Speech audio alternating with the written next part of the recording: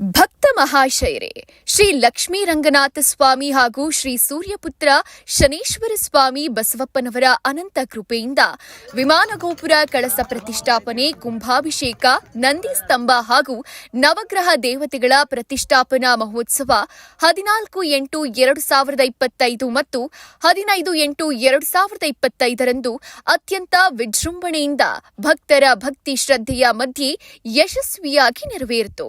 14ನೇ August ಗುರುವಾರದಂದು ಸಂಜೆ 6:30ಕ್ಕೆ ವೀರಗಾಸೆ ಕುಣಿತ, ಮಂಗಳವಾದ್ಯಗಳೊಂದಿಗೆ ದೇವರ ಮೆರವಣಿಗೆ ಗ್ರಾಮದಲ್ಲಿ ಸಂಭ್ರಮದಿಂದ ನಡೆದು ಗಂಗಾ ಪೂಜೆ ನೆರವೇರಿಸಲಾಯಿತು. 14ನೇ ಆಗಸ್ಟ್ ಗುರುವಾರದಂದು ಸಂಜೆ 6:30ಕ್ಕೆ ವೀರಗಾಸೆ ಕುಣಿತ, ಮಂಗಳವಾದ್ಯಗಳೊಂದಿಗೆ ದೇವರ ಮೆರವಣಿಗೆ ಗ್ರಾಮದಲ್ಲಿ ಸಂಭ್ರಮದಿಂದ ನಡೆದು ಗಂಗಾ ಪೂಜೆ ನೆರವೇರಿಸಲಾಯಿತು. ದೇವರನ್ನ ದೇವಸ್ಥಾನಕ್ಕೆ ಕರೆತಂದು ಗಣಪತಿ ಪೂಜೆ, ಉಮಾಮಹೇಶ್ವರ ಪಂಚಗವ್ಯ ನಾಂದಿ, ನವಗ್ರಹ ದೇವತಾ ಸಪ್ತ ಸಮಾರಾಧನೆ ಹಾಗೂ ಲಘು ಹೋಮದೊಂದಿಗೆ ದಿನಾಚರಣೆ ಯಶಸ್ವಿಯಾಗಿ ಸಂಪನ್ನವಾಯಿತು.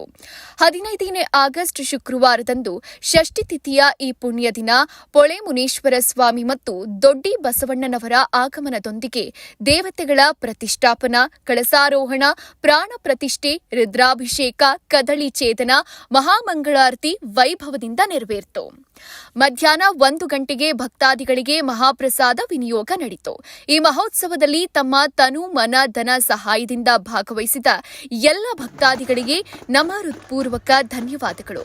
ದೇವರ ಕೃಪೆಯಿಂದ ಎಲ್ಲ ಕಾರ್ಯಗಳು ಸಂಪನ್ನವಾಗಿ ಪೂರ್ಣಗೊಂಡಿವೆ ಎಂಬುದನ್ನು ತಿಳಿಸೋಕೆ ಹೆಮ್ಮೆ ಪಡ್ತೀವಿ.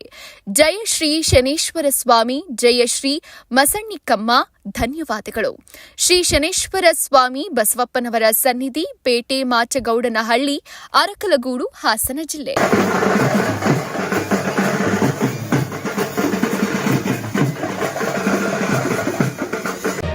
ಮತ್ತಷ್ಟು ಸುದ್ದಿಗಳಿಗಾಗಿ ನೋಡ್ತಾ ಇರಿ ಪಬ್ಲಿಕ್ ನ್ಯೂಸ್ 24x7.